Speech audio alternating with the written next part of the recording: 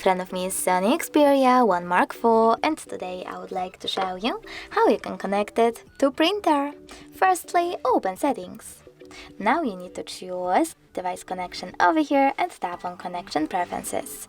Now scroll all the way down, select Printing over here and click on Default Print Service. After that, tap on this switcher next to Use Print Service if it's not already on, and your device is now looking for a printer. When it finds one, it will connect to it right away, just like in this case. Thanks so much for watching. If you enjoyed this video, leave a like, comment, and don't forget to subscribe. Bye!